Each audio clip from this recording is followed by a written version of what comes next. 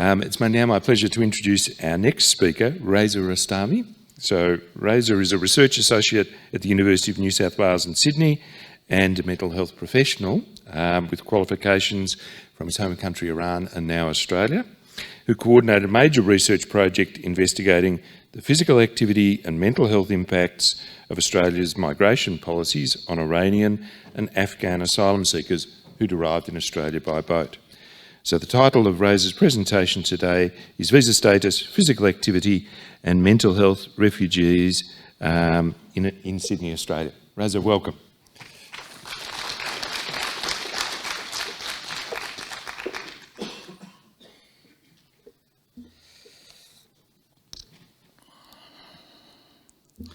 Good morning, everyone.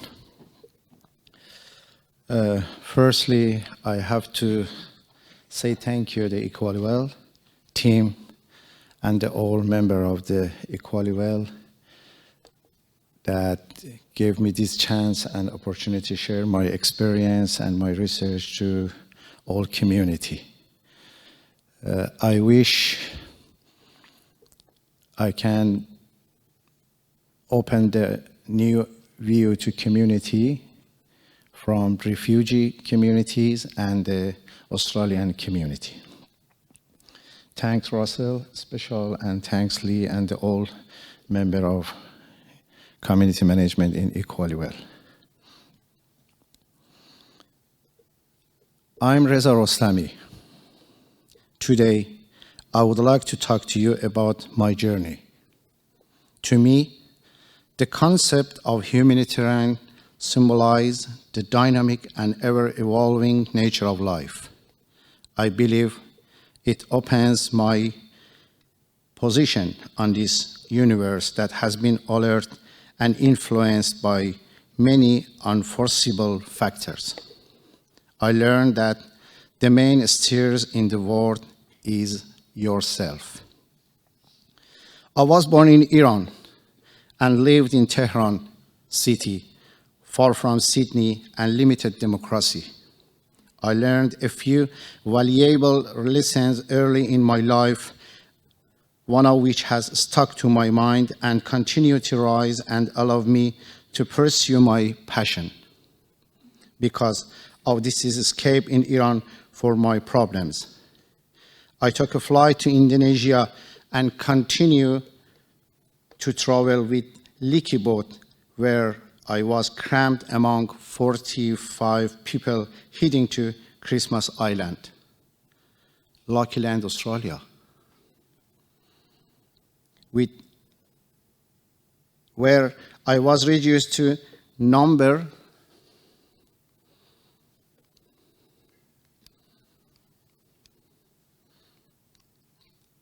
Is it possible to help? Okay. We have boundless plane to share. This is my family. 2 daughters, me and my wife. And this is the tricky number, 557. For 2 years, I didn't have any name and surname in Australia. My name and surname was 557 in Christmas Island, detention center, community detention, and then after 2 years release the community detention, replaced my name and surname 557 to Reza Rostami. After 2 months transferred to Maita in Melbourne, where I stayed there for 1 year with family. This is the detention center.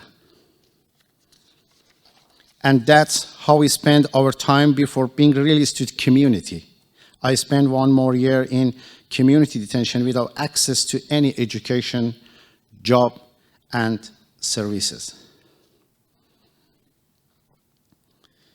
And now I'm here, standing in front of you as a humanitarian activist and mental health professional. I have coordinated the major research project investigating the physical activity and mental health impact of Australians' migration policy for asylum seeker and refugee who had arrived in Australia by boat. I graduated with a Bachelor of Clinical Psychology from the University of Tehran, Iran, and hold a Master of Research from School of Psychiatry, UNSW, Sydney. I have published research in the field of psychiatric epidemiology. I was recognized by the 2021 New South Wales Humanitarian Award, winning the category of refugee community worker. I would be an understatement to say that the last few years, the year of 2020, 2022, impacted all of us with the tough restrictions, the missing tough of a loved one, separation, quarantine, and the closing of the borders. We were all left in utter shock, though all these changes were new, foreign, and some would even say inhuman. It made me think about the group of people, not only just in Australia, but all around the world that are and have been living through these conditions, and conditions worse than what we have been facing for years. This group of people are refugee and asylum seeker. Currently, the most vulnerable people on the earth are refugee. Facing these enormous issues, people in power have turned to lying about the asylum seeker to justify their shameful policies and weak legislation. Still, I know what Australians are capable of, their force of goodwill and compassion, as well as the extraordinary capability of this country. This extraordinary compassion has been seen in how Australians have dealt with from bushfire to the floods. Real courage is to speak out of colleagues, member of community, member of Equal Well, and the all organization and community when they are in need. Refugees are vulnerable people in the community because they are constantly in complex situation and in desperate need of help. They are living in a state of limbo. They face challenges in accessing the services they need during settlement. These barriers cause more problems. In addition, the critical barriers that government policies place in disabling engagement in physical activity. This includes that lack of welfare support provided, which hinders people's financial ability to access activities, sport, and support in the community. Important barriers asylum seeker and refugee face when engaging with the recommended level of physical activity and exercise. English as an additional language, lack of understanding of recommended level of physical activity.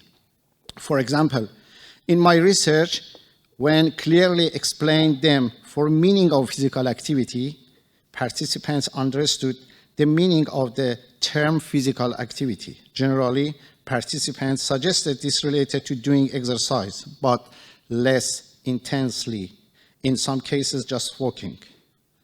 Even after receiving a definition of physical activity and differences between this and exercise, some participants questioned the use of the term, although some grasped the difference between this and exercise.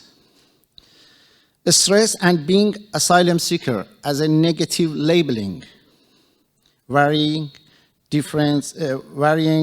confidence levels, impact of physical and mental health, good motivators, living in limbo, living in uncertainty status for 9 years without any plan for future, all the time saying question, what will happen for me and my family?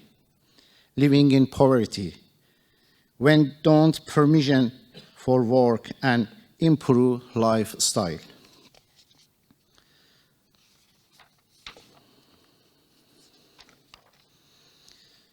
Housemaid and family influenced.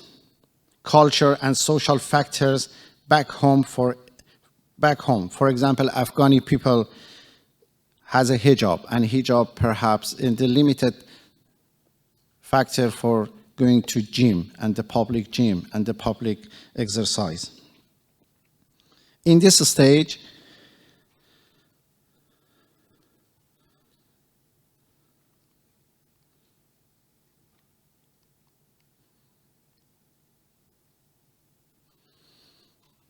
this is the all barriers for refugee. This is the part of my research I would like to share. I record 411 participants from 12 states, 12 local area in the New South Wales, and I follow up them for 4 years.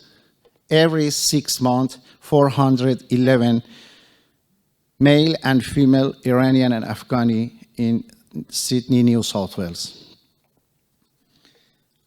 I used 4 questionnaires for this research. The first is demographic and personal information, and the Howard Trauma Questionnaire, Hopkins Symptoms Checklist, HSCL, and Simple Physical Activity or SIMPAC Questionnaire, and post-migration living difficulties. While level of physical activity are associated, in this my research I found, associated with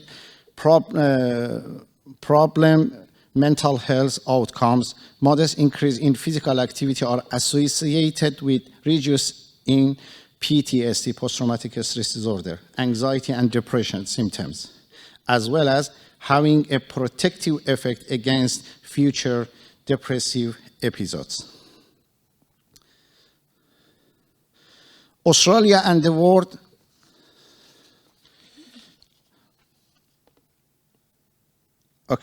Australia and the world to the extent that I want, but I do have the power to spread knowledge and share the stories of their lives to help others learn and together make a change.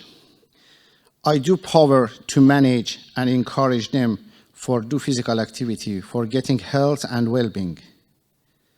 In this time, please listen to my short story. I've been brought here to stand in front of you all and talk about the effect of physical activity on mental health. And while the conclusion is that on a large scale, consistent physical activity has a positive effect on a person's mental health, I feel obligated to also present to you a point of view which you have not yet considered. As a refugee who represented hundreds of other refugees in Australia, I'm going to present myself as an example. When considering all the factors that have and continuously affecting my life, such as uncertain status of my visa causing me to live in limbo, my duties of providing for my wife and 2 daughters, as well as overseas family and financial strains. I left being mentally pulled in all directions with physically exercising being the last of my worries.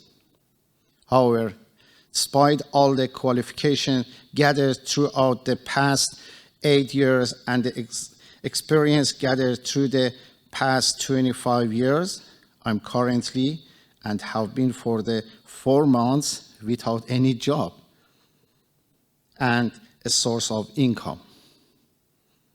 I even applied for Centrelink. Government asked me, you don't have right access to Centrelink because you are temporary, you have temporary visa. You don't have permanent visa. I worked for 7 years and paid tax as the Australian population. But since 4 months ago, I lost my job. There is not any resource as income.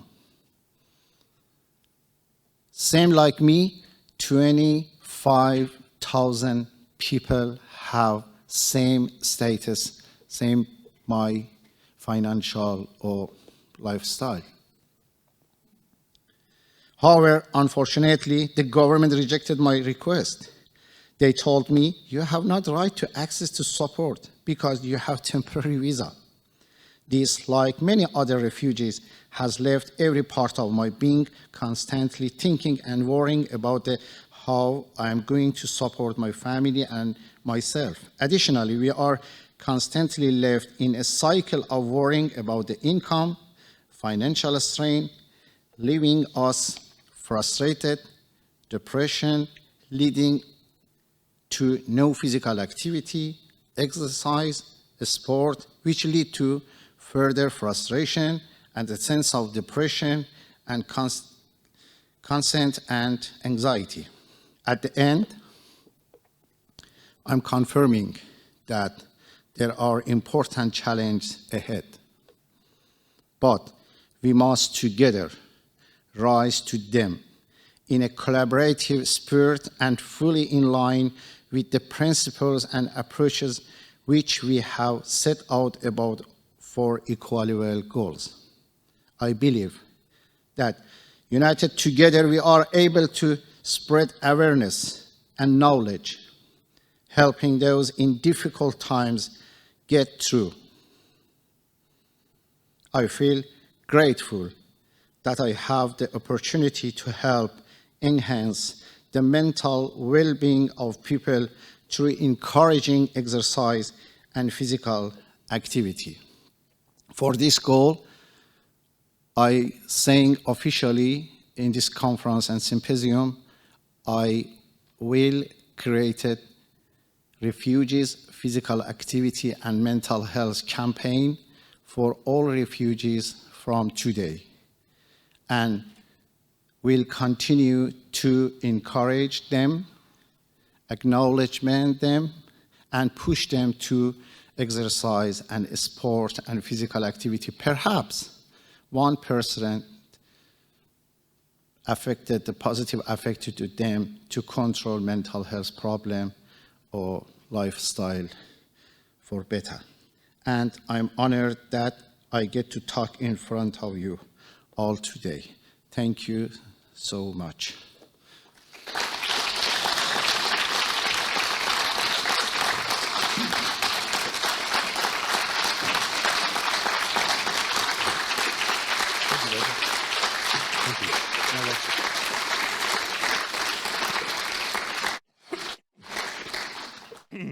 Thank you, Reza, and thank you for a message I'm sure we are all very glad to hear. Best wishes with your situation and our support for your campaign. Very much. Thank you.